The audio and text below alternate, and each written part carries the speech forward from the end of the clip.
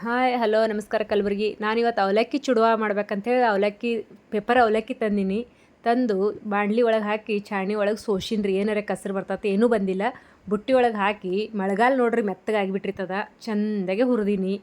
ಹುರಿದು ಅದಕ್ಕೆ ಶೇಂಗಾ, ಅದಕ್ಕೆ ಏನೇನು ಪುಟಾಣಿ ಬೇಕು, ಏನು ಬೇಕು ಎಲ್ಲ ಐಟಮ್ಸ್ಗಳು ತೊಗೊಂಡೀನಿ. ತೊಗೊಂಡು ಒಂದು ಪಾತ್ರೆ ಒಳಗೆ ಕುಷ್ಬಿ ಎಣ್ಣೆ ನೋಡ್ರಿ, ನಾನು ಕುಷ್ಬಿ ಎಣ್ಣೆ ಬಳಸ್ತೀನಿ. ನನಗೆ ಆರೋಗ್ಯಕ್ಕೆ ಒಳ್ಳೆಯದು. ಅದಕ್ಕೆ ಸಾಸ್ವೆ ಜೀರಿಗೆ ಹಾಕಿ ಚಟಪಟ ಅನ್ನತಾನ ಇಟ್ಟು ಕರಿಬೇವು ಹಾಕಿದೆ ರೀ.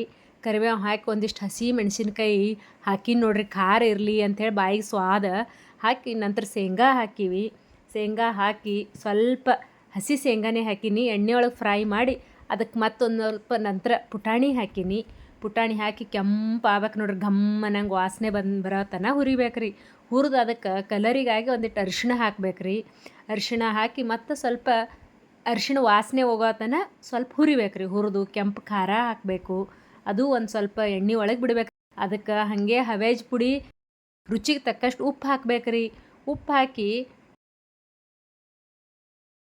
ಮತ್ತು ಹಿಂಗೆ ಹಾಕಿ ನೋಡ್ರಿ ಅವಲಕ್ಕಿ. ಆನಂತರ ಅವಲಕ್ಕಿ ಹುರಿದಿಟ್ಟಿದ್ದ ಅವಲಕ್ಕಿ ಏನದ ಕಲಸಿ ತಯಾರು ಮಾಡಿ ನೋಡ್ರಿ. ಎಲ್ಲ ತಯಾರು ಮಾಡಿ ಎಷ್ಟು ಚೆಂದಾಗಿದೆ ರೀ. ಮಳೆಗಾಲ ನೋಡ್ರಿ, ಬಿಸಿ ಬಿಸಿ ತಿಂದ್ರೆ ಭಾಳ ಚಲೋ ಇರ್ತದೆ ನೋಡ್ರಿ.